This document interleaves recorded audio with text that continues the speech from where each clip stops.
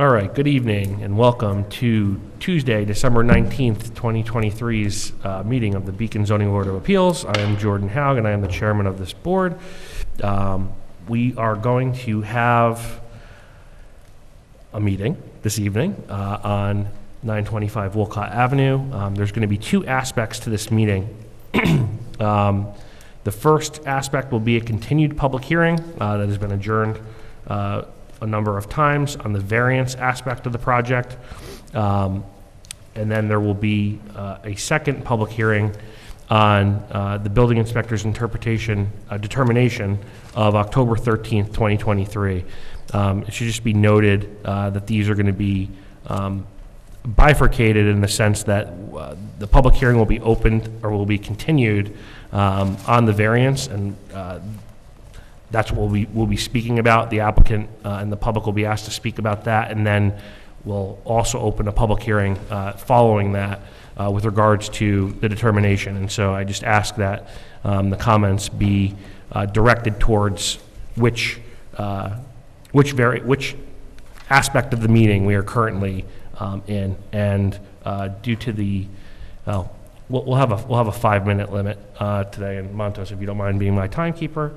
With that, I would like to have a motion to continue the public hearing on agenda item number 1, which is specifically the continuation of the public hearing.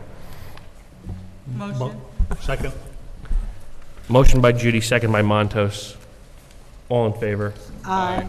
Aye, yeah, I'll get that. Yeah, I'll do that later. All right.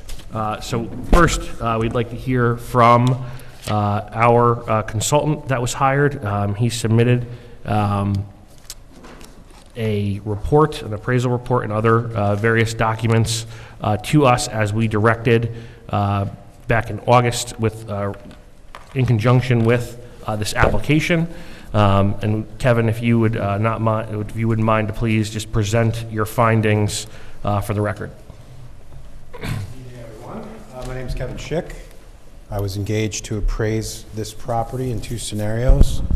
One as a vacant piece of land, a vacant residential lot, and two as though it were hypothetically improved with a house that would be typical of the Beacon market. I did both. I used 5 sales of lots to establish the lot value, and 7 sales of recently constructed homes in Beacon that sold or that were built within the 3 years prior to their sale. And I used those to establish the value. I concluded a value of $225,000 as a vacant single-family home lot, and $815,000 or $820,000 as a improved property with a brand new 2,600 square foot house that would be typical of the market. And I found that it would be feasible to build a single family home on the property if the lot is purchased at a value consistent with market value, which my value was $225,000. So is there any questions? I'm sure there will be. Further, I was asked to critique the analysis submitted in support of the applicant's petition to have a zoning change. And I examined the applicant's history of expenditures and income at the property. As I'm sure you all know, the property burned down. A certain level of expense was incurred by the ownership between the time they bought the property and the time it burned down. They also made some income from the former SRO use. And obviously there was a large insurance payout that was made as part of the fire. And I found that the applicant's basis, they would not be able to make a positive return on their investment if they were to develop a single-family home or if they were to sell the lot. But this is primarily due to the level of expenses incurred in the renovation, the partially complete renovation, and then also the professional fees that were expended in support of their original application to convert 16 units SRO use into a 9-unit apartment use.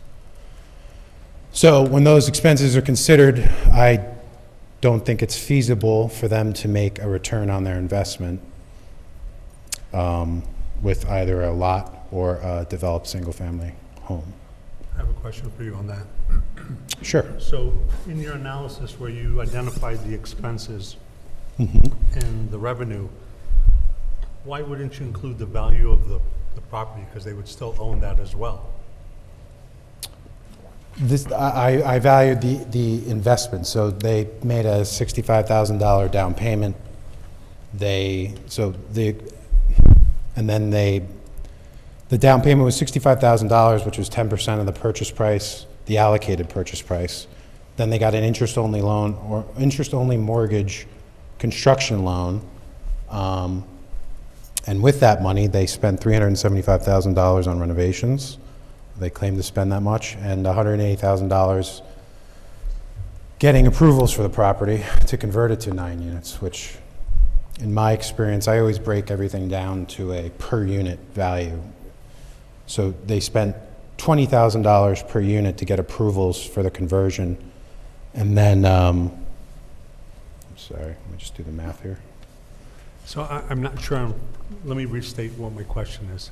So in the P&L that you offer here, okay, as part of the balance sheet of assets, they still retain ownership to the property Yes, value. effectively what they've done is Wait, well, they've, hold on. I'm My sorry. question is, why not in the P&L isn't the value of the land also considered in here?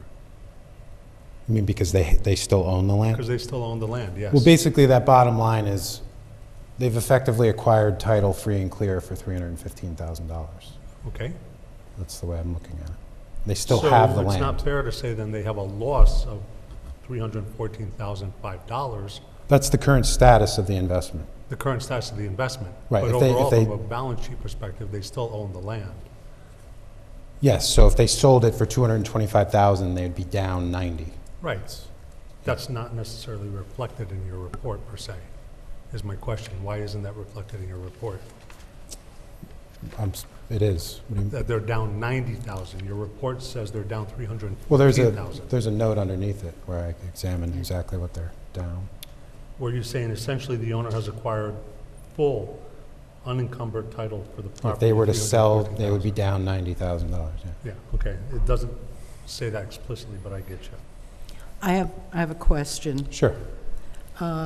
When you received the reported renovation cost incurred, what documentation did you receive from that? I was provided just a single amount, no documentation, You no have no specifics at all. documentation of Nothing, what no. was spent on what? If Nope. it was, I because... don't know if $5,000 was spent on electrical, $20,000 was spent on Well, plumbing. my only concern is, and it's been repeatedly said in the applicant's submissions, that this was a 3-property deal when it was done, and things have been done to all 3 properties. Was there anything done to ensure that this $375,000 was paid, was used specifically for this property? I don't know. I mean, that's beyond the scope of my work. Because it I'm not a seems forensic like accountant. I'm not, I was Most told of that, what was done was the deconstruction, taking things down to the wall. There was some reconstruction done. I know there was a roof done. I know there was a porch and some plumbing and electrical. But the tear down is usually, from my understanding, the least expensive portion of a rehab. yes, I agree. So if they were spending this much on the tear down, the expenses for the rebuild were going to be phenomenal. The other thing that I And found, without any proof, also the legal fees, it wasn't just for applications. Included in their statement that they sent to us was, it was also for the cost of getting some tenants evicted. yeah. I would have to ask our lawyer, George, are the cost of evicting tenants part of a cost that's figured in something like this as legal costs? Typically, I don't know the answer off the top of my head, but when you're looking at reasonable economic return, I imagine various expenses are considered because it is part of the ownership of the property. But And could we get a definite answer on that? we could look into it. I can't promise a definite answer if there is no definite answer, but I could definitely look into it. Thank you. I thought the timing was a little strange, too. I believe the building permit was issued on December 12th, according to news reports that I read online, and the fire happened on January 3rd. Just 375,000 in 13 working days seems pretty extreme, especially since, unless the apartments were essentially complete, I can see that being a legitimate expense, but I wasn't provided a scope of the work done. I just was told that there was some rough-in plumbing, rough-in electric, some repartitioning of the property. So, without specifics, I'm just going on the total that I was given. I'm assuming it's So accurate. there's really been no research done on the No, I financial mean, investments into the... I'm not privy to that information, it's not public information. I wasn't provided any invoices or a budget or construction budget. Typically, when I appraise properties, I'm provided with a detailed construction budget if it's a to-be-built property. I do this for financing for banks, and I'm given itemized exactly what's going to be spent on everything. I don't doubt that. It was just possibly my ignorance. I thought when we were getting a financial analyst, it wasn't merely going to be a real estate appraisal. Well, We were going to have more detailed financial information involved in it. to the extent that the board would like more financial information, you're more than welcome to ask the applicant, and at which point I believe Kevin, if you were provided with that specific information, you would be able, there is the caveat for the record in the memo here that says if this information is found to be inaccurate, the conclusions would require adjustment. So to the extent that the board would like more information, you're more than welcome to ask the applicant to provide that, at which point Kevin can update the analysis accordingly. That's correct. Kevin, you started to, I think, make a statement earlier before Montos asked you a question, and I think it was regarding your experience and the cost per unit, and then you weren't able to complete. Yeah, I the mean, plot. the claimed renovations are $42,000 a unit, rounded. In addition to that, they spent an additional $20,000 on professional fees and buying tenants out. That's $62,000 in addition to the land. I just find it hard to believe that that much money was spent on an incomplete building. In your experience, have you ever seen that amount spent in your career on? I've seen that amount spent, but like for a 99% complete renovation, And I don't know the finishes or the planned finishes. I don't know the scope of the renovations. I don't know the sizes of the apartments that were planned. So it's really impossible to say. I was just given these broad totals in response to my information request. So. Were you able to ask for additional information? Or I guess,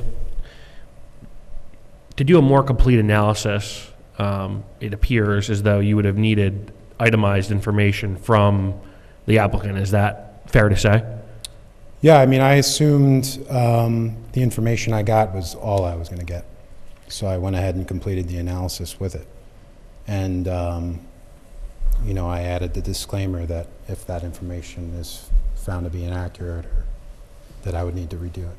Right. I would need to recalculate their basis, so. Okay.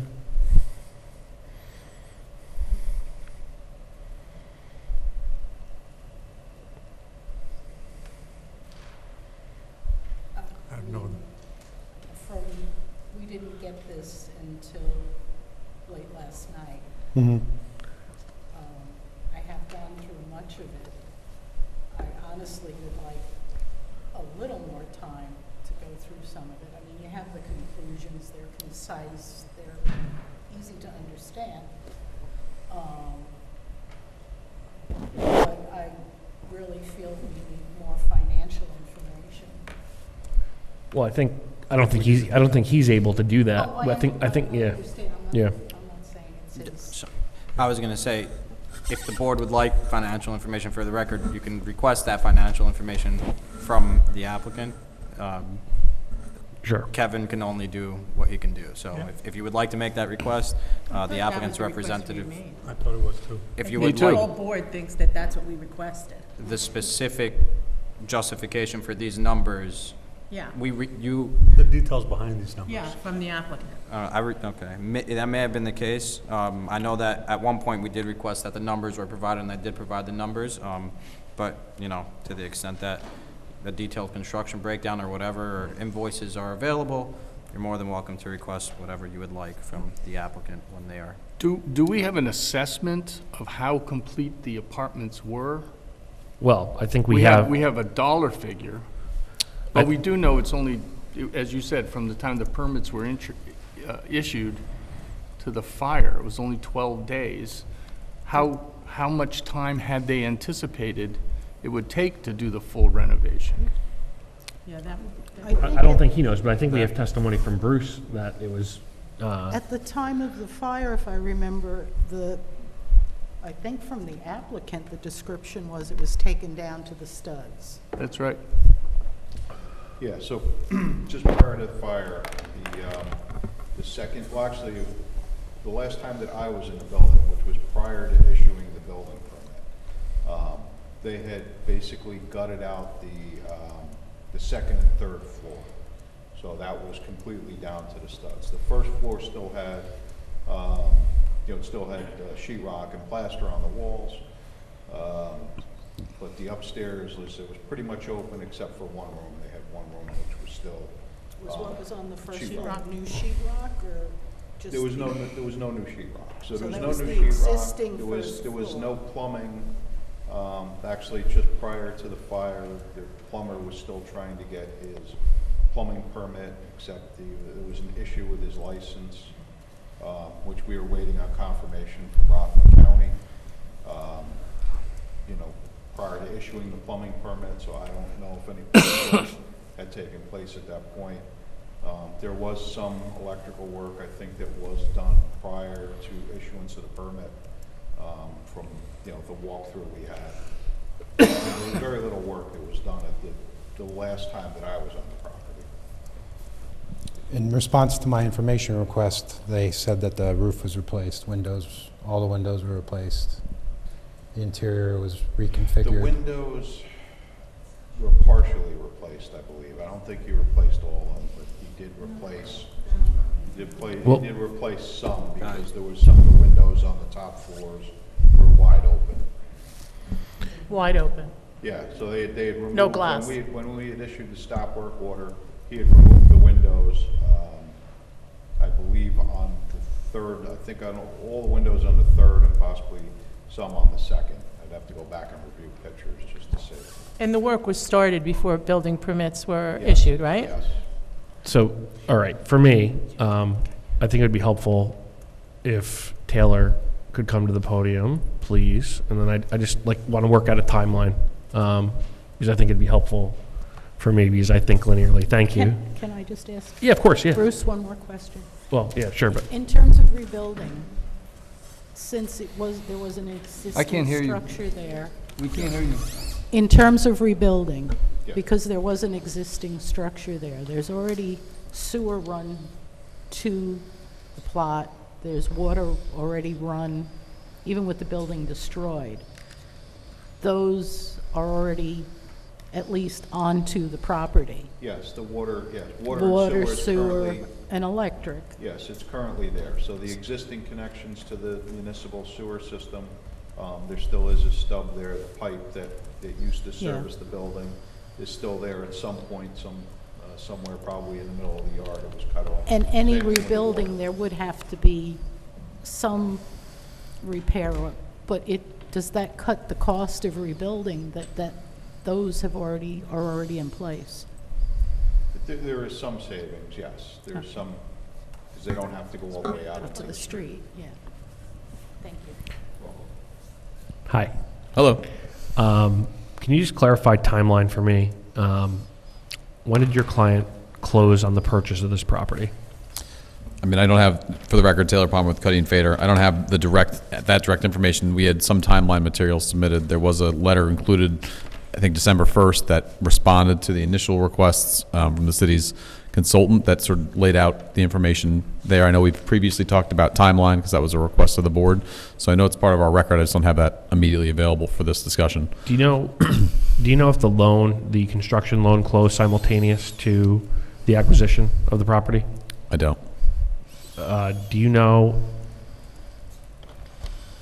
what amount of money was expended by your client from the period of the closing of the construction loan to the issuance of the stop work order? We can certainly get this information if it's not already included. And then the expenditure from the issuance of the building permit until the day of the arson, and then, of course, all of it itemized. Right, and I think one comment, Mr. Chairman, that we might, advise to the board, we can certainly provide an affidavit from the applicant to swear to the information provided, because again, not necessarily a itemized budget for all, certainly would be helpful. I don't disagree with that statement, but we can certainly provide a sworn affidavit to the record to the effect of the applicant's submissions, meaning not from Cuddy and Fader, from the applicant themselves who provided this information. Do you know who the lender was? I don't. Do you know if it was a commercial lender or if it was a hard money lender? I think all the materials that we've submitted we've incorporated some of that information, but again, all information we can provide a more itemized, so to speak, submission. Assuming it's available, I think what also would be helpful would be any disbursements, records of disbursements, checks. Right, and I don't speak insurance law. I don't tend to get that. I try and avoid that to the best of my abilities, but I imagine although that was contemplated or at least considered in some of those discussions. But we'll see what the applicant has available to them with all these, whether it's the loan documents, how they were applied, what was used for, the items purchased, the installations as mentioned, work was done, prior to the permit being issued, and then work was being done up until the day of the fire. So we'll, we're certainly pleased to provide that information. Again, I think the findings here are indicative of what our consultant previously found, that a single-family residence isn't a viable alternative on the site. Well, I think there's the caveat is, of course, that the numbers are accurate that have been submitted. Which will, again, I've noted, will provide a sworn affidavit to that effect. Does he have, I assume work he had done, he bought building materials for and paid people to perform and would have paid them by check. Or credit card or Credit cash card. or, right, I don't, Well, any means, it all yeah, I would comes imagine out they of weren't a- provided for free, All yeah. comes out of a bank account Agreed. somewhere. Yep. I'm sure if he's running a business, he keeps books. There's got to be some trail. You may not account for every penny. Sure. But aside from a sworn affidavit, it shouldn't be that hard to find some supporting Okay. receipt proof. Right, I'm not the builder, so I can certainly get, the board has made requests. We've provided that information as requested previously, so whenever there's information that we can help support this, we will.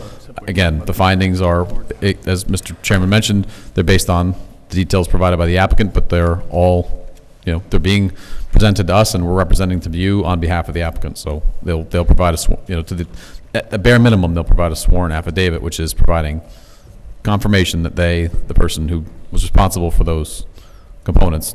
And that and the legal fees pertain to that specific property. For the evictions.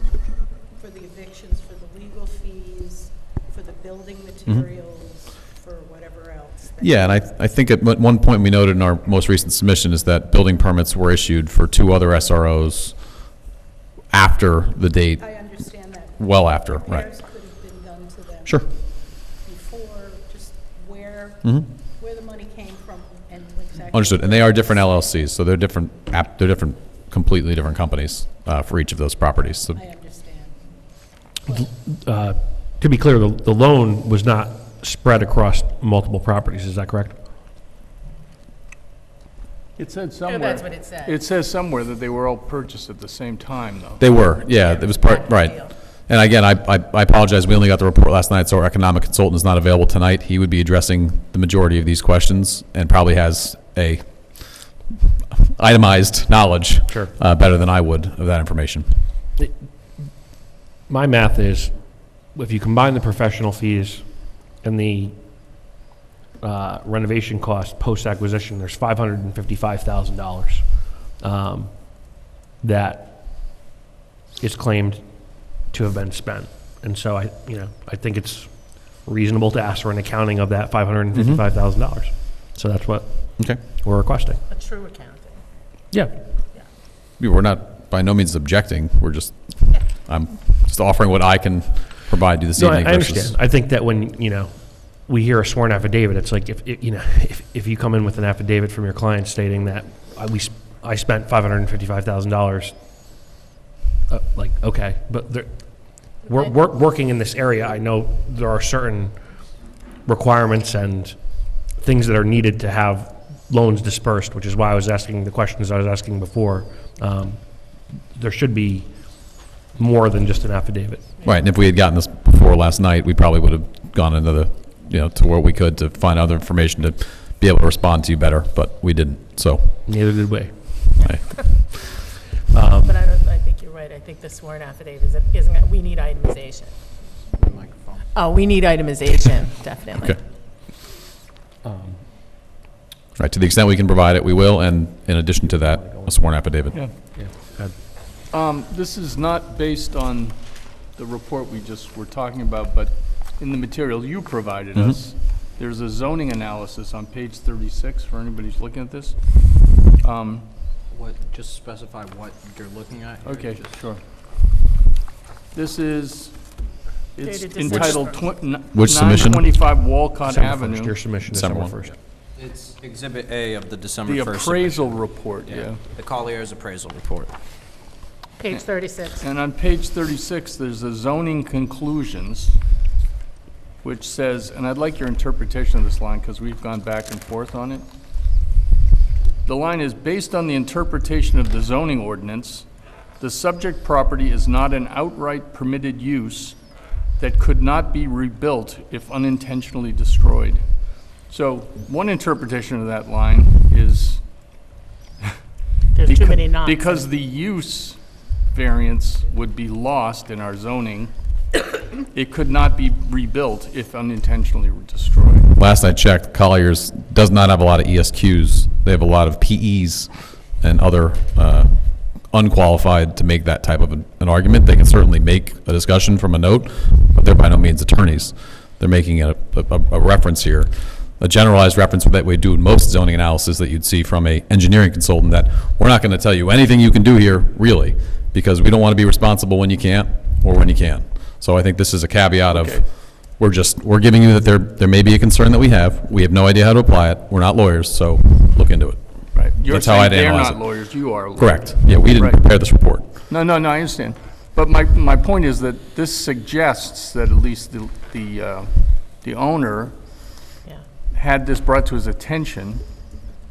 I think, well, yeah, and I would say this is in from my experience in reviewing zoning analyses from non-attorneys, Right. that making a legal opinion requires, and counsel here can say, there's a professional, there's a liability insurance you have to have, for attorneys Well, that, for did opinions. he have a lawyer then look into this zoning analysis, or was it only after the building burned down that he?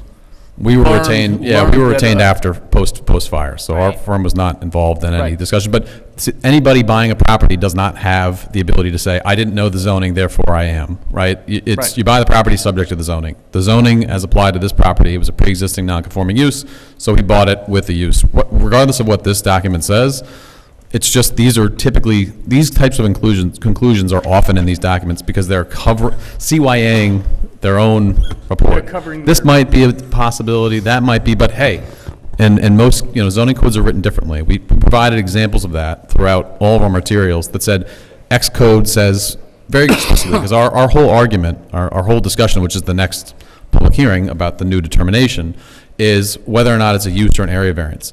And other zoning codes have very specific regulations about when a building is destroyed, right? And that's the whole, the crux of the discussion we have before you is whether it's a use, area variance. It's all context of what those codes say. So they're putting a catch-all language. I bet you if we went and looked at other similar reports, we'd have similar language from Colliers in these types of analyses. What I was really going to do was ask a further question, really, and that is, if I was a diligent business person considering this, and as I was putting money into the property, maybe I would have considered raising my insurance, because now I've put more money. It's not just the building Yeah, I think as the it insurance is. Now covered there's the. another, whatever Right. it is, hundreds of thousands of more dollars spent.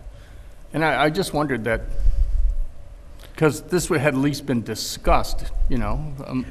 Well, that- because it was a non-conforming Right, there's an use. existing non-conforming use. So it's not just a regular use, it's already non-conforming. So you would imagine somebody with this builder, who's the purchaser, you would imagine he's come up against these things before. This is not a new thing. I mean, this is not even a new thing for this little tiny city board. We've already seen this happen. So, Yeah, I mean, he insured the property and, you know, I think for the amount of the loan and had the materials, but again, sure, those are all true, but I don't, you know, I don't have flood insurance, probably should, but I don't.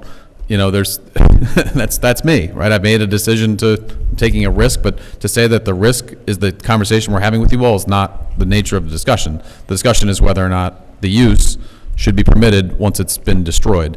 And our interpretation of the zoning code as an area variance is that it's completely a threshold determination. The code says if it's destroyed more than 50%, and in that instance, we're before you know, seeking relief from that dimensional requirement, which again, I know I'm jumping to the next, but these questions that you're asking, Right. I don't know how they weigh into the focus of the discussion. Sure, there's a risk tolerance, I think, of anybody buying a property, but this property was purchased and he was able to utilize it, and he got a building permit issued by the building department to convert it to 9 units, and he was in the process of doing that. Right, It's but not like, my point is something different, not a recapitulation of the arguments you're bringing before us. It's, had he insured at a higher level, he would have been perhaps at break even, and he could walk away with a profit potentially. Right, if he had could insure it insured for more, yeah. money. If he right, could, to right. actually include his projected costs. sure, not and just the if he was purchase able to price. do that even is also another question. Again, I don't speak insurance law, so I don't want to step outside of that. Maybe some of the real estate folks have a better idea, but again, that's true in all things. I could buy better health insurance, I could buy a lot of things. I agree that there's something there, but I don't think that weighs against whether he is an economically viable or there's a reasonable return on his investment that was burned down by somebody else, right? All these things are part of our discussion. Like, this was an intentional act by someone else, not an intentional act by the applicant. The code is written to protect someone that if you do this on purpose, okay, well, that's a different story than intentional. We dealt with those issues. You guys, this board overturned 2 of the decisions by the building inspector. The only one we're talking about, well, on top of the other one that we're talking about, it's the same section of the zoning code. It's whether or not it's a use or an area variance, and then I think the reporting that we've seen today indicates that a single-family home, and I know we're going to provide you more information that was requested tonight, but at least the information that's been provided by 2 consultants, based on the information provided, shows that a single-family home, which is the only permitted use in this district, is not a viable option or reasonable return. Taylor, on this line, do you have anything else to add before I open it up to the public on this portion? Not on this portion. And again, our consultant is going to prepare a written response to those, and I guess it will probably include some more information. So part of the ask that we have tonight on this, to your question, Mr. Chairman, is the city's consultant didn't provide any analysis utilizing their factors or their considerations or their criteria about what the minimum viable or the reasonable return, how many units would constitute a reasonable return. We had submitted an analysis saying that for the applicant to justify, to be able to build something on the site, to be able to realize a reasonable return. We submitted, so I thought that was going to be incorporated in that report. I didn't see it. It was just about the single-family home and a vacant lot, but we'd asked that the city's consultant weigh in on that too, because I think that's an important item that will go to the next hearing and the overall discussion, whether it's an area or a use variance.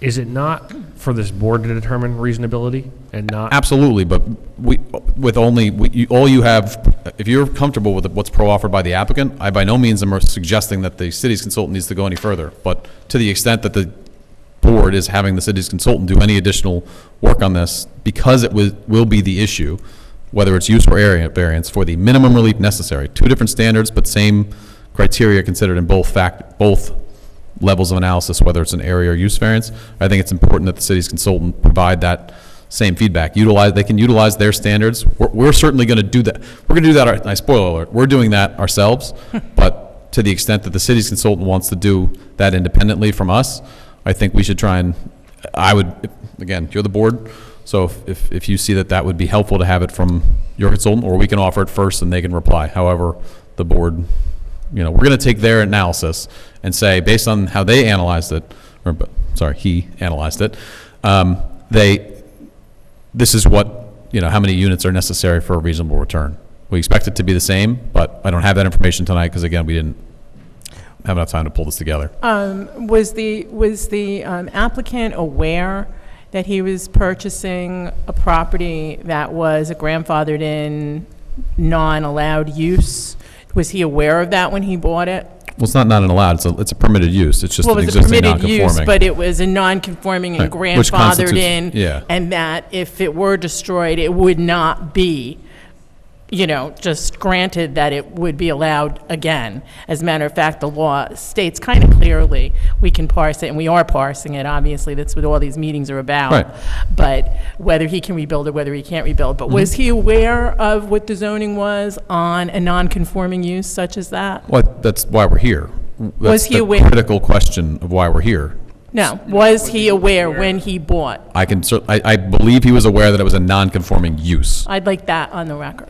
Okay, Well, we'll this confirm. report suggests he did know. Yeah, he had It to, really- it yeah, really he had does, to but know. Even beyond this. Yeah, again, we this weren't. is an we didn't represent- experienced We didn't person. represent the transaction, so I Right. don't No, I know. understand, but I'd like that question. Okay. For I think he myself. knows it was I'd a like- non-conforming use, but again, for the and- record, and what the risks are of buying and renovating and doing a property like that. So, because that's one of our big balancing, did he know? Was it self-created? Sure. It was self. Judy, I think that's a great point that you're raising, but it's also their responsibility to know. Exactly. So it's my irrelevant point. if he says he knew or didn't know, it's the individual's responsibility too. I agree. I agree with you. And that's but why New York's I'd like highest that- court I'd like says on that the record. board has to, when a statute like this one is ambiguous, it has to be read in favor of the property owner, not in the city.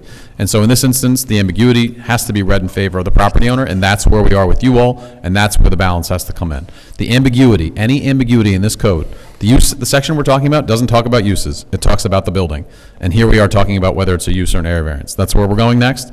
So I know the public wants to make comment, but that's why we're here. So to say that the applicant knew, sure, they knew that they had the right to rebuild it if, God forbid, it was ever destroyed by somebody who came and burned it down. I mean, that was not where their line of thinking I probably was when they were purchasing the property, but that's what took place. So to the extent that there's ambiguity in that code, the board has to, that's the highest court in New York, read that in favor of the applicant and the owner of the property. And I didn't want to cut you off, Taylor, but to be clear, this kind of discussion is more for a variance discussion, so we don't want to blur that line.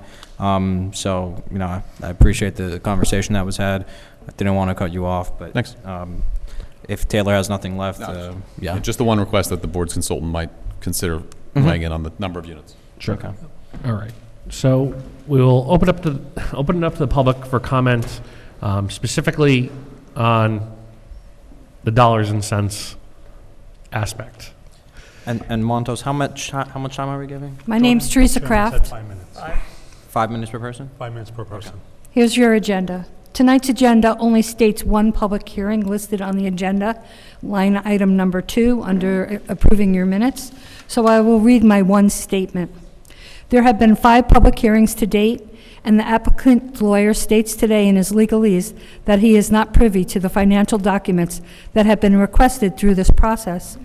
A legit business would have a proper paper trail of all expenses paid and monies made to date with a clear list of dates and amounts in legal documents. Please do not change the process of the City of Beacon zoning laws to conform to an applicant's threat of a lawsuit. I urge the city, the zoning board, and the building inspector to stay your course.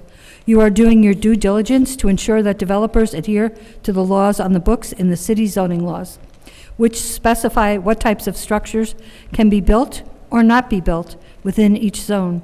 We must hold developers accountable and force them to adhere to the laws on the books and enforce them. This applicant is expressing criticism of the local regulations regarding land development. Do not grant an area variance from section 22(3)-10 to permit reconstruction of a structure formerly containing a non-conforming use. Do not grant a use variance from section 223(17) to permit a multifamily or single-room occupancy, SRO, in a single-family neighborhood. Don't allow this project to pass through and set a new precedent in this city.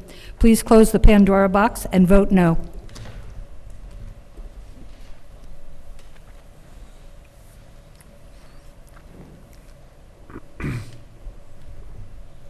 I'm Steve Oakes from 913 Wolcott Avenue, and I just want to encourage the board to stick to the standard of dollars and cents proof of any sort of financial peril, whatever. And proof is going to require documentation. So thank you.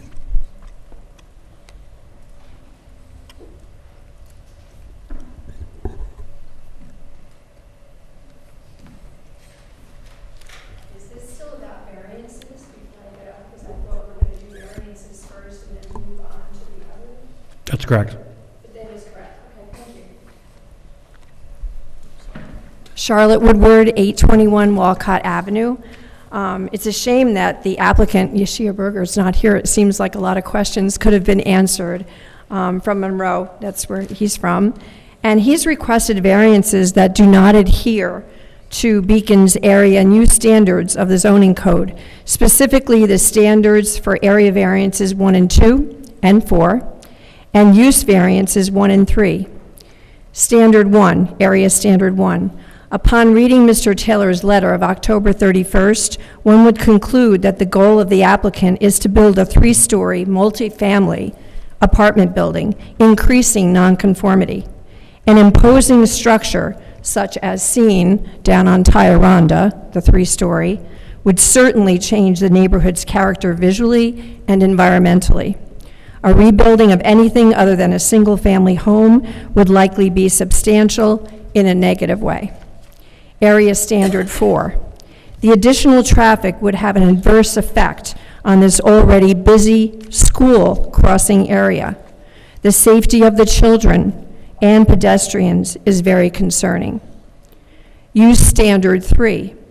The proposed apartment building would not only overwhelm the area, but would permanently saddle it with an out-of-place structure, negatively impacting property values. This would alter the essential character of this immediate neighborhood, comprised of Sargent School, soccer field, playground, and single-family homes. As a matter of fact, as noted on page 25 of the local area analysis that was presented to the board, and I quote, they describe the area to the north as being single-family residential, to the south, single-family residential, to the east, single-family residential, to the west, single-family residential. Use standard 1. With regard to reasonable return for Mr. Berger, the term reasonable is highly subjective. A person with resources to purchase 3 properties in Beacon for the sum of $2.1 million might view reasonable return differently than some residents of Beacon. Area standard 2. Building and selling a single-family home or selling a .41 acre of prime land, I believe, would provide a reasonable return and an alternative option for the applicant. This is Beacon. I'll say it again, this is Beacon. The current real estate values are well documented. Use standard 4. Exploring these alternatives would solve Mr. Berger's self-created financial hardship. quote Mr. Taylor in his August 29th letter, "The goal here is to reconstruct the building that was part of the community character for nearly a century," end quote. A single-family home. Yes, let's do that. Supporting the preservation of this neighborhood's character and the health, safety, and welfare of its residents. I sincerely request that this board adhere to the integrity of Beacon zoning laws, requiring 925 Walcott to be rebuilt as a single-family home, thus denying any type of variance. Thank you for your time.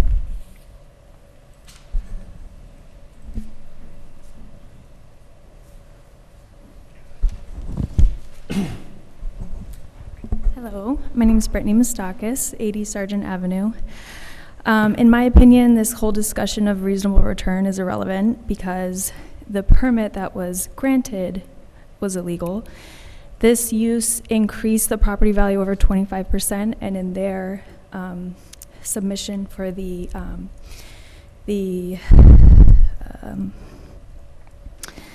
appraisal says that it would increase the value from 1.7 to $2.4 million. That's a 50% increase, and that's against our zoning code, which limits it at 25%. So the whole discussion of reasonable return, to me, in my opinion, doesn't matter because it all shouldn't be done to a non-conforming use anyway. And this building was grandfathered in as a boarding house, which defined by the city is one family and 2 boarders. And when it burned down, it was 16 rooms. So it was a completely different use that has morphed over years from boarding house to an SRO. So the use has actually lapsed a long time ago because it has been illegally allowed to increase into a different use. Thank you. That's interesting.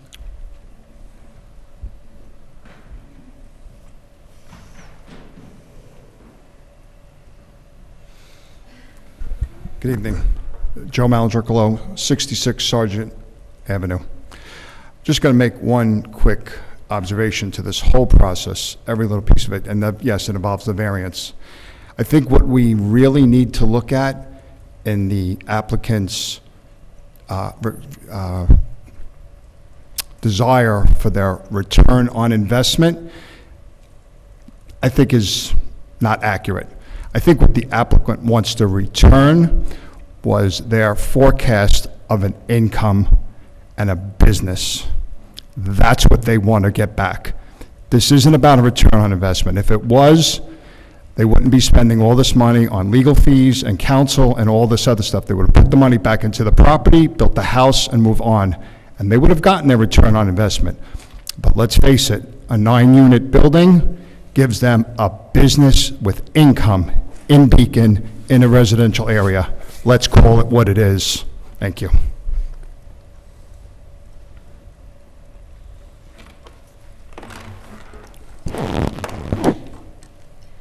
Meg Oaks, 913 Walcott.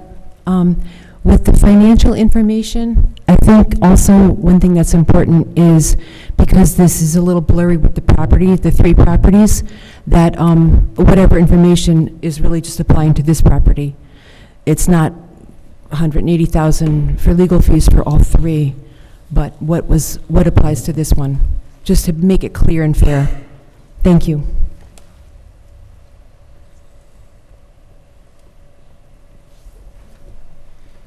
Anyone else wish to speak on this aspect of the public hearing? Yeah, one more. She's the next door neighbor.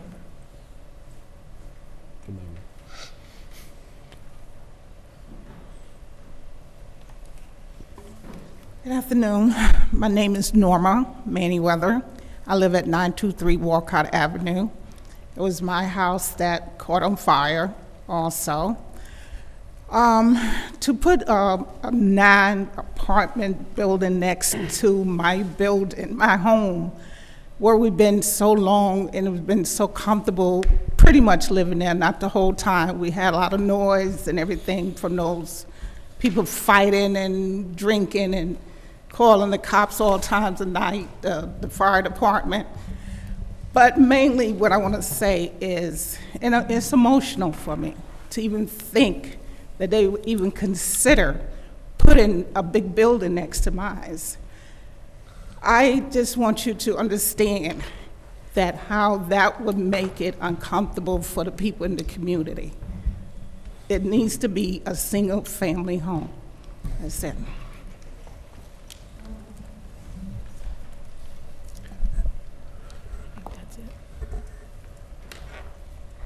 All right. With no one else wishing to speak on this aspect of the public hearing, I will ask for an adjournment of this, an adjournment of this portion of the public hearing on the variances until the January meeting of the Zoning Board of Appeals. Can I have a motion, please? So Motion. moved. Motion by Judy. Can I have a second? Second. Second by Stowe. All in favor? Aye. Aye. And I would like a motion to enter executive session for advice of counsel, please. Motion. Motion by Elaine, second by Montos. All in favor? Aye. Aye. We'll be back. For the public's own notification, we are going to enter into executive session for advice of counsel. The discussion on the variances is concluded for this meeting. The next discussion will be on the interpretation, the hearing. That will begin when we return. So thank you for your patience, and hopefully we won't be long.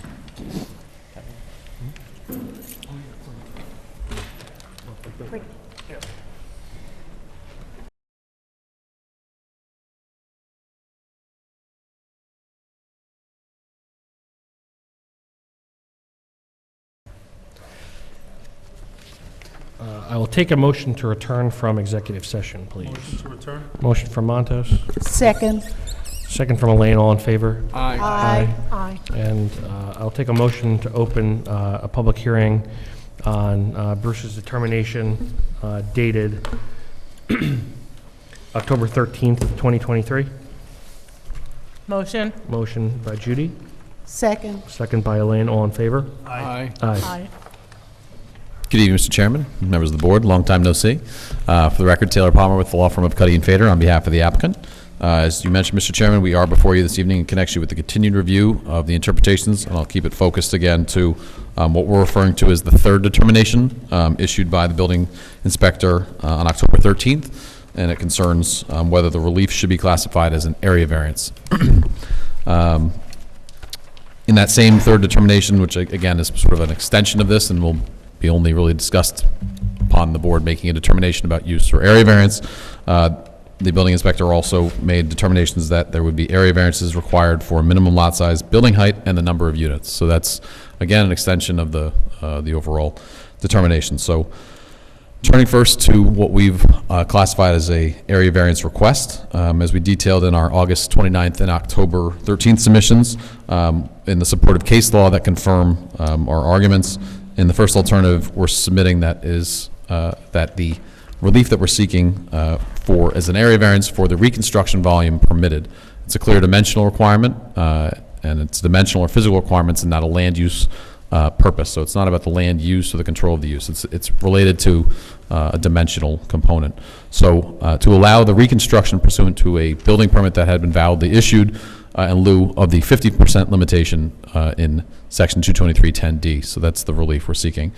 As we've highlighted in our correspondence, Section 22310D of the zoning code is entitled Restoration of Damaged Buildings, not uses or otherwise buildings, rather than being titled, for example, Restoration or Reconstruction of Extinguished Uses. That could have been a good one to use, or nonconforming uses of structures. That would have been a use rather than area requirement. Those are not part of the characterization. It says restoration of damaged buildings, so not the use, which nonconforming use regulations can otherwise be found in your code. For example, Section 22310C provides that if any nonconforming building shall be destroyed by any means to the extent of 50% more, no repairs or reconstructions shall be made unless every portion of such building shall comply. So that's where we've submitted that this is an area variance use. So with that, we tried to provide some anecdotes or references to case law on similar issues. One was particularly interesting, and it spoke to an applicant that sought a use variance and was denied because they should have pursued it as an area variance, which is was the same threshold determination that's before you. So as we submitted in our materials, the variance we're seeking, again, as I've noted, is reconstruction volume is a clear dimensional requirement for an area variance. One case that we cited notes that characterizing the request for a variance to permit the reconstruction of a building which was more than 50% destroyed as an area variance for the limit of 50% of the volume. In that same, in fact, in the building inspector's subject line, it refers to this matter as the relief being sought for 50% threshold of the city code section 22310D. So it's highlighted similarly as the case holds. That's the Bull Bandall case, which we have in it's all cited in the materials. Another case, as I just mentioned, an applicant in that case sought relief for limitations on reconstruction of a nonconforming use. In that case, the applicant was advised that they had to seek an area variance, holding that the applicant should have applied for that area variance from the supplemental regulations that, in that instance, limited the reconstruction from a nonconforming use that was destroyed over 75% of its bulk square footage. So that particular case handled that same percentage, and the court actually held that should have been an area variance, not a use variance. They applied for the wrong relief. Ultimately, but for this dimensional standard, the applicant could proceed already with the building permit that was applied for without needing area variance relief. At the same time, just again highlighting the distinction between the area and use variance factors, the zoning code itself, same section 22310D, allows buildings that are destroyed less than 50% to merely be restored without any relief from your board. So it's clear that the use itself shouldn't be the issue that we're talking about when it comes to the relief that's before you, but as decided, as cited by the building inspector in his third determination, this 50% volume limitation represents an area variable mathematic measure. That's the quote that I'm quoting is mathematic measure that was included in the determination. To continue that argument, one of the other sections of the zoning code that already addresses when a use terminates is it identifies explicitly that a nonconforming use ceases to exist for any reason, which is in part if the nonconforming use of a building, again, nonconforming use of a building, ceases for any reason for a continuous period of more than 1 year or is changed to a nonconforming use, or changed to a conforming use, not nonconforming. So in that instance, the code is explicitly saying this is when your use ceases. Burning down the next day, the use doesn't cease. That's the code already accounts for when a use ceases, and that's non-continuous use for more than a year. The code doesn't say that non-conforming use ceases after 1 day, 1 week, or 1 month. It says 1 year. The third determination also makes reference to one prior matter that this board considered, some of you all being on that board, which again was the Analec Auto Body case that we talked about at the prior meeting at 50 South Chestnut. I think we discussed it, but for the sake of now, we're discussing this as a new determination. At that time, that determination didn't exist. But we characterized that, in that instance, the board issued a use variance for that particular use. And that was a building that had been destroyed by a snowstorm. Again, no fault of the applicant, or from that applicant, presumably. But Taylor, you agreed that that was a commercial in a residential area. It was a mixed use. So it wasn't exactly an apples to apples to this.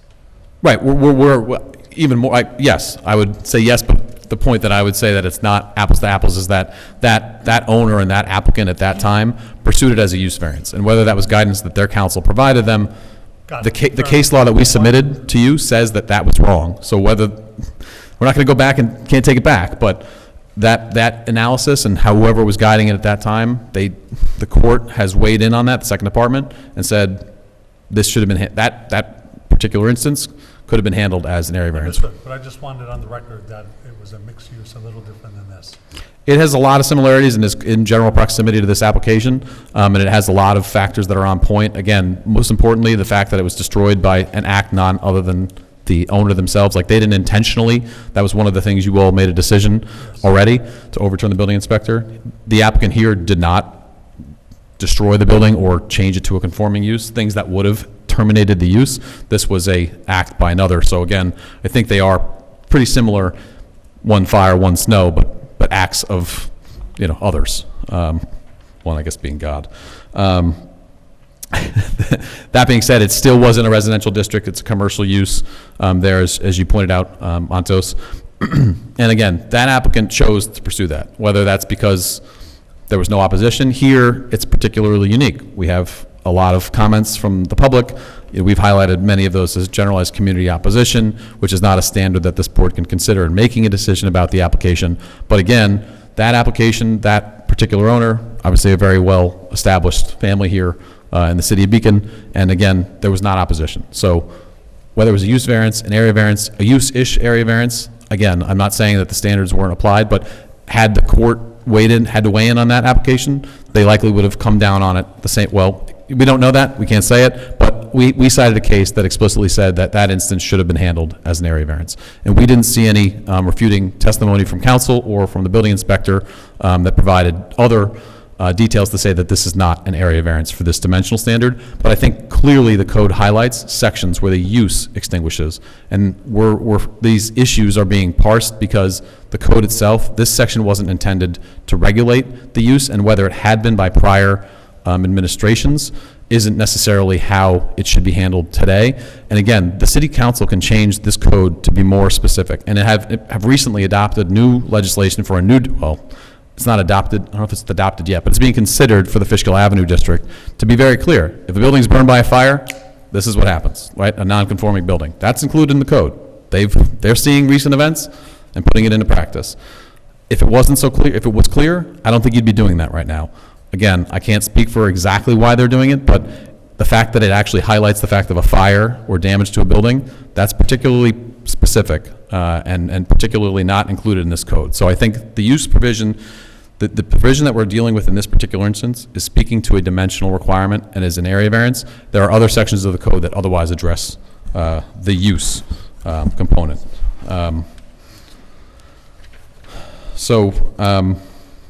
Yeah, with that, I think that's our presentation on that particular item. I think we mentioned it in the last meeting. I know your consultant's gone from the economic standpoint, but we would ask, just in this context, whether it's use or area variance, ultimately a standard that you're going to consider for this application is whether it's the minimum relief necessary, and then in our position, that will likely translate into number of units, whether it's a reasonable return test or the minimum relief necessary through the area variance balancing. They'll have a similar analysis. They typically touch on the same points. So we hope that the city's consultant will look into that for going forward on this or the other variance hearing. Thank you. Thank you. Public? Or you want to comment? No, not yet. My opinion at this point is bad mic. Okay, my opinion at this point is we upheld the city code 223-10D originally. Mm-hmm. When the building burned down, the use ended. What you're seeking to do is reestablish the use, and that would, in my opinion, need a use variance, not an area variance. And if I may, it looks like Montos, you want to say something. I'm just respond to that. We are absolutely trying to pursue the same use that we had a building permit to construct. But what we're asking you to do is make an interpretation that the code section, again, and I'll ask your counsel maybe to speak to the specifics, but we've highlighted in prior case, the highest court in New York Court of Appeals has said that when there's ambiguity in a zoning code, it has to be read in the favor of a property owner. The code is crystal clear in what it says. It may not have meant to say what it says, but it's read, when you read the wording, it says, if any non-conforming building, not use, building shall be destroyed by any means to an extent of more than 50%, no repairs or reconstructions shall be made unless every portion of such building. It's not saying, so the 50% is a threshold. Went to the second paragraph when we made that decision, and that's what at least I based it on. Understood. again, the threshold, the number, the percentage, the 50% is the number that's triggering the review before you. That is a dimensional number. We've cited, the case that I just read back to you, which is in our materials, explicitly discusses when a non-conforming use is destroyed for 75% of its bulk. I mean, we can provide a copy of that, the full case for your review, and maybe that's something we'll provide for the, to take away from today. But the case speaks to it. It's a dimensional requirement included in the code, because it's, again, the discontinuance of a use shouldn't happen overnight. It takes a year in your code. It says it elsewhere. So there's a conflict then, an internal conflict over when a use terminates. It's either when you build a conforming use, or when it ceases for more than a year. That's what the code says. Or when more than 50% of the building is destroyed. It's pretty clear. I don't think that's ambiguous. Yeah, and I really don't. I think it's, a use matter. If you consider it not really a dimensional issue, like the setback of your porch from the backyard of your back line of your lot, it's more of a question of degree, not dimensionality. And it's a question of eligibility for the use to continue. So would your position be then that if the building was improved by more than 25%, which was another section referenced by a member of the public tonight, so if the cost of the construction cost, the repairs are more than 25%? That's not at all what I was talking about, though. But it is. It's a numeric threshold that's in your code that speaks to when a use can be, a non-conforming use can be continued. I'm not going to generalize. I'm talking specifically about the measure in this line of our zoning, which says if it's more than 50% destroyed, the eligibility, the use. It doesn't say that. That's what you have to read the section. It says if it's less than 50%, I know. Right, but it's saying if it's more than that, which is we are more than 50%. Rebuild it to the code that is today, which means, yeah, no problem. You want an area variance to rebuild a single-family house? No problem. The building has to work be on built that. so the building itself, the dimensional requirements of the building have to be satisfied. That's how this code is written, to conform to all of the regulations. I appreciate your opinion, Ambiguities. I but can't say ambiguality? Ambiguity. Cuts both ways, right? No, it only, in this particular instance, it has to, so that's why I'm saying, if you see there's any ambiguity, which, I don't, but you might. Is your argument that, would you argue that if a building was 49% destroyed, excuse me, an owner would have the right to rebuild it by right? yes, we've made that. Would you argue that if a building was destroyed 51%, that owner would have to seek an area variance for 1%? Yes.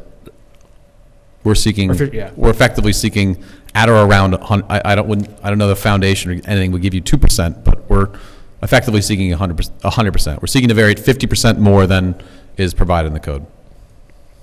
But it would be an area, because to say that somebody loses a use because of 51%, the board should be able to make a determination about whether they can vary that numeric standard. It's a dimensional, whether it's building height, setback, or otherwise, it's a dimensional standard. That's why I was asking Stowe the specific question about another section of your code that relies on a percentage. Because if it's 24%, if you improve this building, you put in gold-plated walls, as long as it's 24%, I'm just being flip for on purpose. To an extent, you build it with gold-plated walls, it's probably going to exceed 25% of the value of that property, or the existing value of the building. But if you did it with materials to make it less than that, you can do it today. A non-conforming building can be improved. And to go above that, you would come to you, not for a use variance, you would come for an area variance to vary that standard. And this particular section speaks to the same issue. Again, this is our opinion based on the ambiguity of the code. If this section didn't mention the words buildings multiple times versus uses, okay, maybe. But how can this board say that the code provisions that say a use terminates or ceases after 1 year, now we're just saying forget that provision. If it's destroyed, then it's gone. That's not the code, because if I took a building down, so if I applied to this building, if I applied to this board, and I sought to improve the building, again, it doesn't even make any sense because you have other provisions that address this. If I went to get an improvement for this building and I wanted to take it down and build a new building, I could do that as long as the use doesn't cease for more than a year. But I could only do that if I didn't exceed more than 25% of the cost, the value of the building. The intent being, in that instance, to not just let you build a brand-new building in its stead. You have to be able to modify it. You have code provisions that tie together. There's these little strings that hold all these things together. I can come in for a non-conforming building and say, building department, I want to do X, Y, and Z to improve the building up to effectively 24% of the value of the property. Any more than that would exceed it, and I couldn't do it. To the extent it's destroyed, it's the same concept, but the use doesn't disappear overnight if it's destroyed. That's just not the nature of the code. The code has another provision, multiple provisions that speak to use. This particular section is quite literally titled and deals with damaged buildings, not uses. So the use isn't ceasing. This use can only cease after 1 year, which is told. So that whole timeline from this project is told because we've applied and appealed the decision, so that clock is not on for this application at this time. So any determination otherwise would be inappropriate. But notwithstanding this use area issue, it's clear from the way that this code is written, or it's at least ambiguous, which would have to be read in favor of the property owner, that it's a dimensional requirement. So to the extent you see any ambiguity, it has to be read in favor of the property owner. And I'm certain council can certainly speak to that, at least separate legal standard, if it needs to be spoken to. He's correct. Any ambiguity is read in favor of the applicant, to the extent that any ambiguity exists, of course. All right. I'll step aside. Thank you. Public, if you would like to speak on this issue, which again is the determination and the argument on the law relative to Bruce's determination of October 13th, 2023, you may do so. Public hearing's ready open. Teresa Kraft. The city without a strong zoning code might as well as have no codes if we cannot count on you to enforce them. We can't let the semantics of this applicant overrule our codes.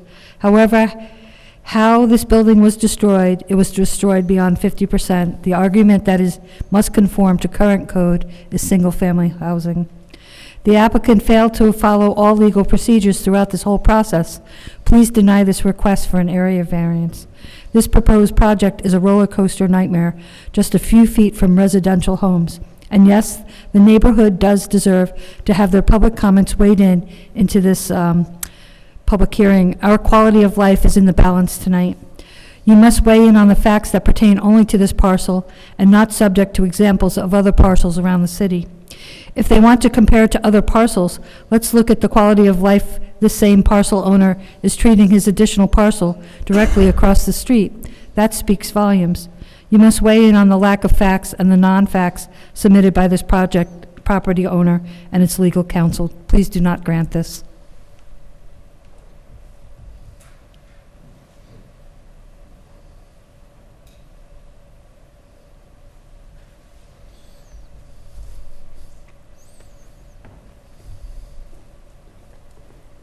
Steve Oakes, 913 Walcott Avenue. Zoning laws have been established with the concept of nonconformities, the premise being that they are suffered because, the desire of not to unduly eliminate someone's investment, whatever. They can be done away with over time, or, as in the case of Beacon's Code, which I don't think anyone reading that could think that it somehow parses use and building. I mean, they're talking about destruction of a building containing a use. It's fairly clear. But in any event, if the code isn't allowed to do away with non-conforming buildings, then kind of defeats the purpose of zoning that permits them to begin with. So I encourage you to read the code, stick to it. It's pretty clear to me. But thank you.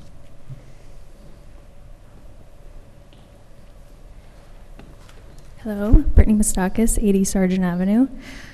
Use is addressed in that paragraph. The next sentence says if it's less than 50%, then the building can be restricted and the use may continue. So it's obvious that the opposite applies also, and clarifying it on Fishkill Avenue further kind of implies the intent across the city that if non-conforming buildings are destroyed, they're not supposed to be rebuilt other than the conforming district. So, and I would say that all portions of the building would include use, so it's not ambiguous. And this has already been determined and discussed, so I think we can just continue and see, you know, which variants we can use.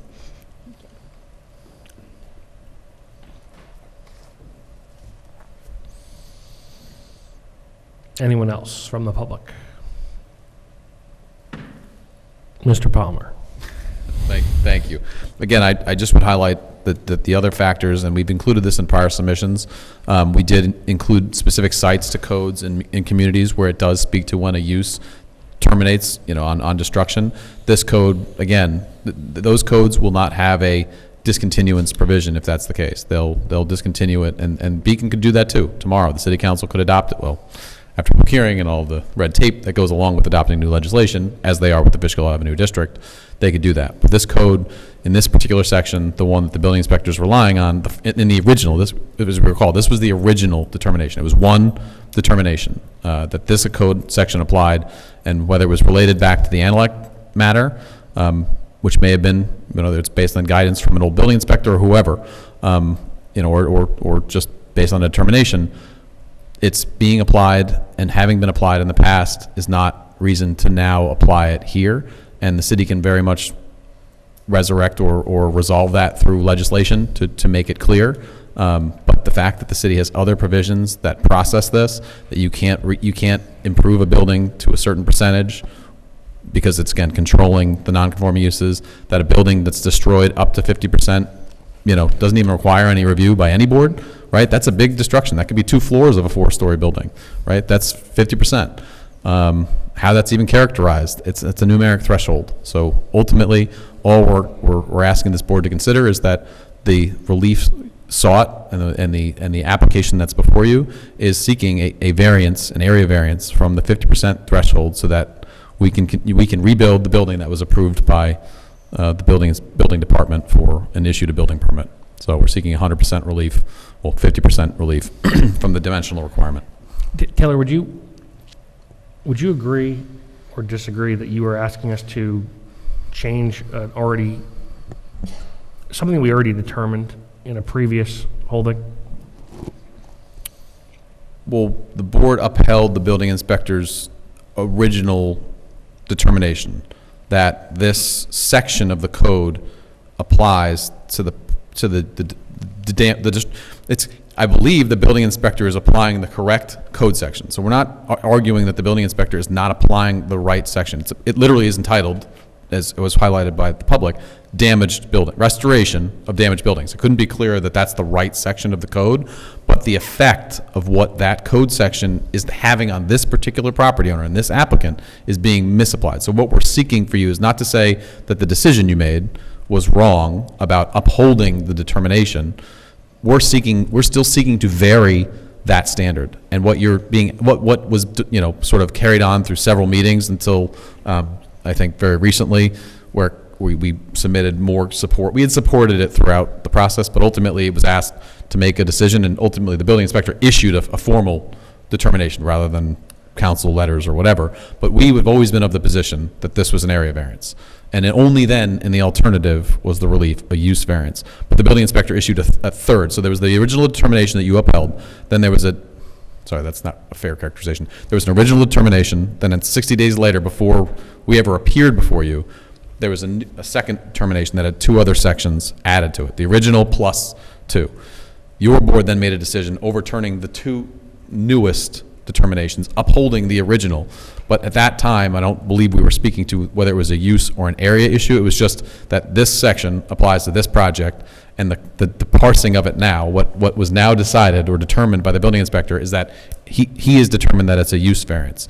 And again, there was nothing cited in that correspondence that spoke to the cases and the courts that review these matters and decide whether or not this is a dimensional or other. It was just based on comments and feedback and things that have taken place in the city, the Analec matter. Those are all fine, but we're speaking it from a legal issue. I mean, this is a numerical, dimensional threshold. So for us to apply for a use variance, in the alternative is if this board makes that determination, we have to pursue it that way. But the courts are saying that if we pursued this as a use variance directly, in so many words, at least in similarly situated matters, that wouldn't be the appropriate relief. It would be the area variance. So only then are we seeking it in the alternative if this board makes that determination that this provision relies on use. Ultimately, when we look at what the factors will be, it's really going to, I mean, your reports, and yes, we're going to provide more information, but the reality is a single-family home is not a viable use, and it's not achievable on the site, and that's the only permitted use under the current zoning. So as a consequence, the applicant does not have a self-created hardship, and all of those other factors, we could pursue a use variance for one reason or another. So it's not saying that we can't, but the particular variance, but the particular section you're relying on right now, that section in and of itself is, we have to seek at a minimum an area variance for that relief. Is my oversimplification accurate? And that is related to the area variance, in addition to side yard, front yard, rear setbacks that we think about as area variance, your argument here is that we should consider the percentage as part of that. That's what it boils down to. Right, the code section says restoration of damaged building, so, and it has like, the building is considered, one building is 100%. If it's destroyed 50%, which is like saying, 50 yards, or we're saying that threshold, it's a numeric threshold, just like 50 feet, or, whether it's building height, setback. So it's 100% of the building. If 50% or less of it's destroyed, you can rebuild it. No questions asked. We're not talking about use. We're not talking about anything. It's just you can do it. If it's more than that, it comes to you all in some capacity as an area variance that is actually 100%, really, when you think about it. Because if it's 50%. That's what your argument is back to us. Right. Because otherwise you're saying a building at 50. Whether or not we agree with that. Well, here's an interesting volley that just for the sake of the argument. This building was 100% destroyed, right? There's no, or 98% the foundation that's there. What if the building was destroyed 51% and half the building was there? The roof was gone, the top floor was gone, and we came to you all and Bruce made a determination based on however it was calculated that, nope, that building was only destroyed 51%. You're saying then, even though half that building is still occupiable or usable, short of putting a roof on it or whatever it might be, that the use is gone. That same logic applies here at 100%. It just happens to be, in our instance, we're at 100%. So the board is making a determination on whether or not the use is just, it's not 100% destruction. Other codes address that. If it's totally destroyed, completely gone, that's fine. Beacon's code says that instance, you have the ability to rebuild this building, but it's got to be done in a year. But this is, your particular situation doesn't allow for that. You're at 100% or 90%. Right. As opposed to 50 or 51% or 49%. But so it's substantial. It's the definition of substantial if we're looking at an area variance. That right? may, because it's like 100%. Certainly that you could consider that, whether it's 200%, the substantiality is only one factor considered in an area variance tell. It's not determinative, it's a balancing test. So if that's how you characterize it, that may be appropriate. But again, substantiality is just one of those factors that would be ultimately considered, and you would do that analysis in going through this as an area variance. So these are all parts of the process, but that's only one of the five factors. In an area variance, use variance, the standards are rigid. You have to meet those. All of them. All of them, right. Yep. Okay. I think we got it. Okay. Taylor, just one last question. Yes, it's an area variance. Sorry. I have to give you credit. Would you argue that the use that you're seeking to restore, am I characterizing that correctly? Building we're seeking to reconstruct, yes. That use would be prohibited in this zone? Would be? If this property was purchased by this young attorney over in the corner today, he would, short of working with our client to pursue this relief, or anyone in this room, they could not build a They could build a single-family home. They could not, anyone else could not seek a use variance on this site because they do not have, they would have a they would not have, how many knots I want to say, there would be a self-created hardship in that instance. There's no self-created hardship. So a use variance could be pursued for this applicant. Only your applicant, and regardless of the dimensional requirements for this zone. Okay. Yeah, so that's what I'm saying. We could pursue a use variance even if Bruce's determination never existed. Because the applicant purchased the property, he could seek a use variance outside of that determination period. So that's why we applied for it as an alternative, because this section is the right section. He's using the right one. It's destruction of a damaged building. It talks about reconstruction, but we're seeking area variance relief to the extent that it exceeds the 50% threshold dimensional requirement there. But we have alternatively sought the use variance, which really won't apply to his determination. It's kind of a hybrid of how it is, because statutorily we have a time frame to appeal a certain determination. So we have to preserve our rights, which we've done through the application to be able to do that, whether it's via the area variance or its own use variance for the use itself. But that's a separate section of the code. Okay. So I'll take a motion to close the public hearing on Bruce's determination of October 13th, 2023. Motion to close. Motion by Montos. Second. Second by Elaine. All in favor? Elaine? Aye. Aye. Aye. Aye. All right. Can I have a motion to re-enter executive session for advice of counsel? Motion to re-enter. Motion by Montos. Second. Second by Stowe. All in favor? Aye. Aye. We'll be back again.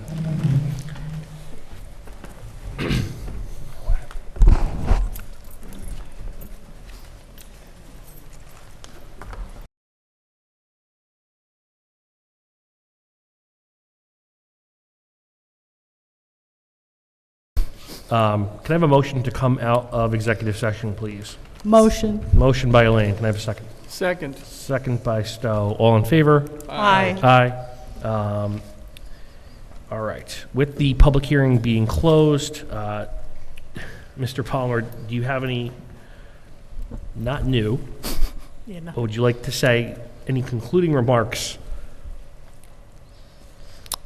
I think it's not new information, so I think our perspective is, the code has got a lot of strings that tie it all together, and this one is speaking to, very specifically a dimensional requirement. The building, if it had ceased for more than a year, I fully agree that that's the time when the use ceases, or if they built a conforming use. So that's what Beacon has created as a legislative determining factor for ceasing a use, as distinct from allowing for modifications to a existing non-conforming use. All right. Thank you. And discussion by the board. I still feel when we decided on Bruce's original rulings that we decided this issue and it did involve use, not area. I would also say I'm not there yet in agreement with you that the percentage is a measurable item applicable to an area variance, but rather something should to be considered for nonconformity, whether it should continue or not. So I'm not quite there with your argument. Judy, I'll Stowe? just go on the record and say from the moment I read it and we determined that the 22-10.d, we affirmed that months ago, and I still agree with it that it's, I don't think it's an area variance. I think it's a use variance. Yeah, and as I said earlier, I'll just repeat it. The measure here is really a degree of eligibility for the use to continue. Right. Not how far is my back porch from my back lot line. It's not the same kind of dimensionality at all. So All It right. should be a use variance. So, Question. with that, with those thoughts, and the discussion, previous, during the public hearing, can I have a motion, to direct, our attorney, to prepare a decision, to be voted on, at the next meeting? So moved. Second. Motion by Judy, second by Montos. All in favor? Aye. Aye. And then just some housekeeping, the minutes for the November 2023 Zoning Board of Appeals. Has everyone had the opportunity to review them? And are there any comments, edits, suggestions? No. No comments, no suggestions. No comments. Can I have a motion to accept those minutes, please? So moved. Motion by Stowe. Can I have a second? Second. Second by Montos. All in favor? Aye. Aye.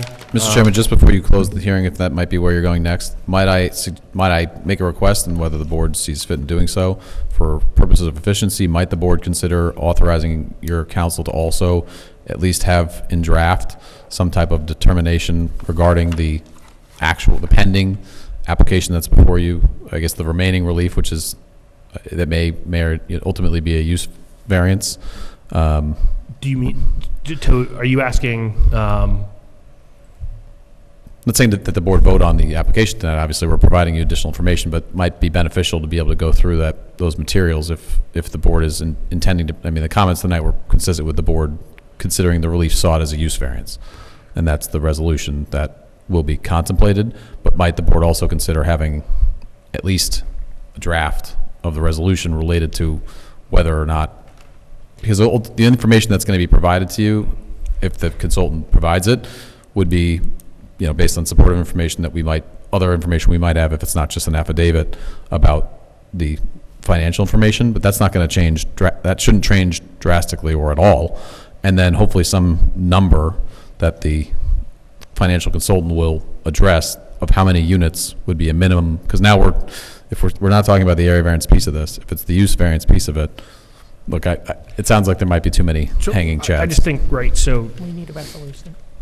we're going to need 2 volleys, Yep. right? We need your client to produce the support to back up the numbers. Then we're going to need our consultant to analyze that and give us a determination or, some modification or not, and then go the extra step of determining what is the minimum variance necessary to return for a return. And we have Reasonable. 2 major holidays in between now. So you might have fallen into my trap that I'm only coming up with after the fact, but in that instance, given the holidays and the so-called volleying with their consultant, and hopefully they don't provide that to us the night before the meeting again, but I call that the Zarin Steinmetz way in case they're listening. But in any event, and I love David and Michael, so in any event, if possible, or if we could seek leave from the board to have additional time, the submission deadline is Christmas. It's Tuesday. So Beacon is actually accepting on Wednesday the planning board submissions, but there be an opportunity here to maintain the process here and to be before you again in January, hopefully to do a lot of this, hopefully final sort of T crossing, I dotting, just some additional time to be able to submit. And I know it's kind of a Mercedes question. So it's up to the board if you would like to. What Mr. Palmer is basically saying is there's a very tight turnaround, and this often happens with land use boards and town boards, between this meeting and the next submission, and there are obviously holidays coming up. To the extent that, obviously, I don't suppose Mr. Palmer intends to submit something the night before, obviously. We want to be able to submit to the consultant. Yes. And then have them give us time to be able to write something to you if they're going to prepare more information. We're going to respond to the consultant's memoranda that's already been submitted to you, but to the extent they're going to make a new determination. Not with that information from you that we're waiting for, right? We're waiting for information from you. But our stuff to put into the sort of the program, any information that we're going to request, they're just running a cross check on the information they've already researched and reviewed. They're just making sure that they're just dotting I's. They have the numbers. We've given the numbers. He's questioning whether they're, the truth of veracity, someone. The backup. That's the thing we're still asking for is. Understood. We have aggregate numbers. But I'm saying, assuming that the information he's asking for is to check that the number that we've given is accurate based on what, meaning that we have checks or receipts or something else. Sure. That's what's being asked for. So that should be rather efficiently providable or justifiable or, you know. So you don't mind a short deadline for you to submit that? Right, we're hoping for the end of next week to be able to get that to him, that material, but then to say, hey, Kevin, if you could do everyone here procedural, timeline, get a responsiveness, something responsive, maybe even the Friday before the meeting. We're not asking for a month in advance, but, when would the board want to receive your consultant's comment, I guess is really the question. Well, and to that extent, I think, unfortunately, Kevin isn't here right now. him. So we would have to, obviously, there's a lot of moving things, and we want to be as efficient as possible, of course. I think it partially. What is the current deadline, Mercedes?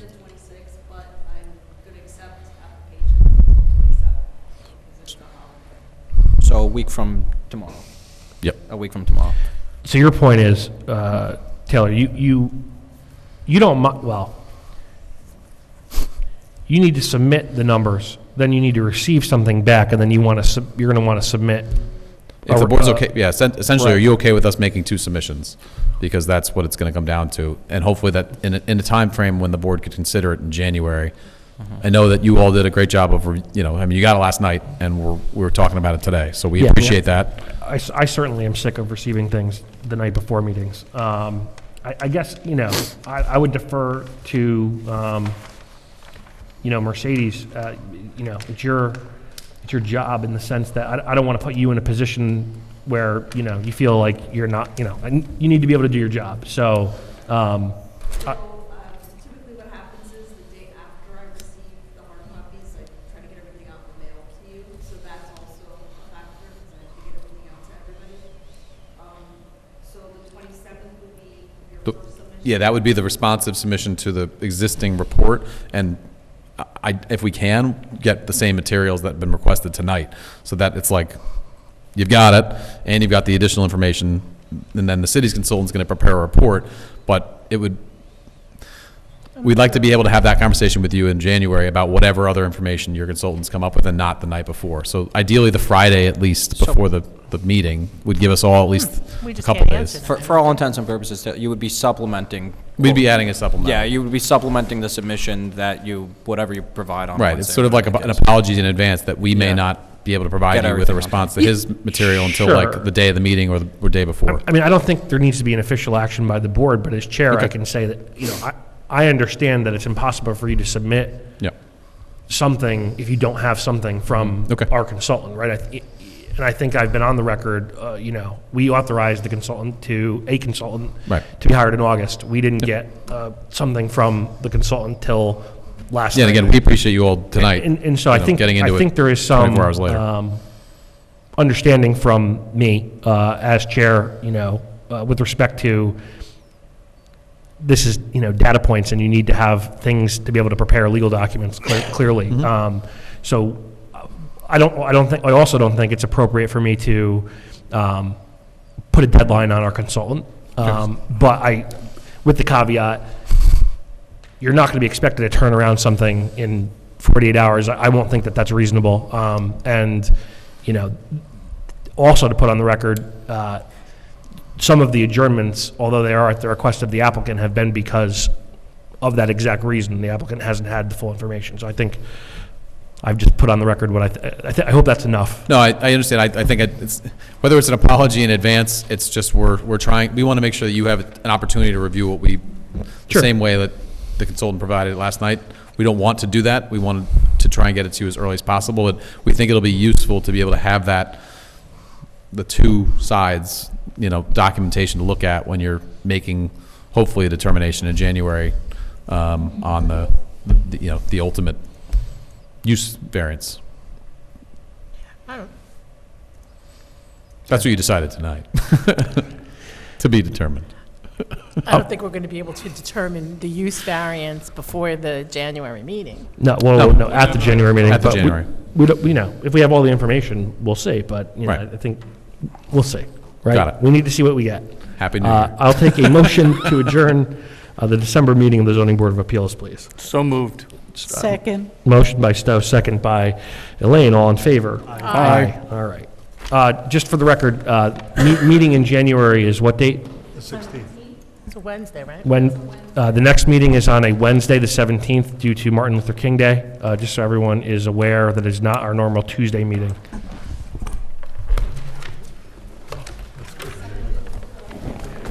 Elaine.